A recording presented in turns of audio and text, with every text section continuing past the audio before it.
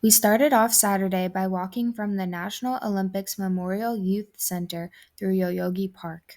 On the path, there was a beautiful flower garden with many different types of roses. It was such an excellent way to start our morning. After around 15 or 20 minutes, we arrived at the massive torii gate that marks the entrance to the Meiji Jingu Shrine. This gate is made entirely of cypress wood and is an impressive 12 meters tall, making it one of Japan's largest wooden torii gates. Before walking through, Cameron taught us how to bow when entering and exiting the gate, and that you should always enter from the sides because the center is for the gods. On the walk to the main area of the shrine, we were surrounded by a forest of over 100,000 trees. The forest felt like a natural oasis in the middle of the city, making for an extremely relaxing walk. Before making it to the shrine, we came across a huge wall of sake barrels and learned about how each year the barrels are offered to the gods of the shrine. We also found out that the shrine was built to commemorate Emperor Meiji and Empress Shokin in the early 1900s. The artistry of the sake barrels was absolutely gorgeous, and I enjoyed learning about the meaning behind them. After washing our hands, we entered the shrine and looked around. One of the first things I noticed was the giant trees, known as camphor trees, on either side. However, there were two trees on the left side that were tied together by a kind of rope. I learned that the symbolism behind these trees is that they represent Emperor Meiji and Empress Shokin, who were known to be lovebirds throughout their lives.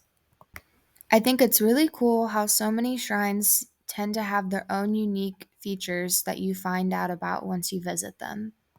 Before we left, we made a donation and paid 100 yen to draw a poem written by Empress Shokin, who was known to be a great waka poet. The message of these poems are supposed to hold great significance to the person who draws them. After exploring the Meiji Jingu Shrine, we met up with everyone and went to Akihabara, where we ate lunch at a cafe. After lunch, people split off and some of us explored Harajuku and Shimokitazawa. We had dinner at a sushi restaurant in Shinjuku, trying many different types of sashimi with tuna, salmon, crab, octopus, and more, before leaving to head to the Tokyo Metropolitan Building's free observation deck before it was closed. We ran to the building and got there 1 minute before it closed. The view from the top was incredible. It was a perfect way to end the day and one of my favorite memories from the trip.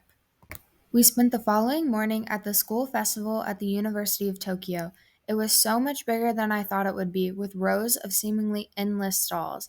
I ate so many different delicious snacks, and it was really nice seeing all the student performances. One of my favorite things we did at the festival was watching bands play live music. Some of them were actually really good, and I had so much fun listening to them play. After the festival, we headed to Shimokitazawa to go thrifting for a bit. Some of us also ended up going to a really cute tea house while we were there. I was so excited to try traditional matcha and ended up getting the thicker one. The owner of the shop showed us how to drink it, and I was very surprised at how bitter it was. Traditional matcha is definitely an acquired taste, but it was a fun experience nonetheless. After leaving the tea house, we met up with Azabu students and shopped a little more before getting dinner at a ramen restaurant. The food was tasty and everyone seemed to be having a good time. It was such a fun weekend, and I'm glad we got to spend time with the students and get to know them better.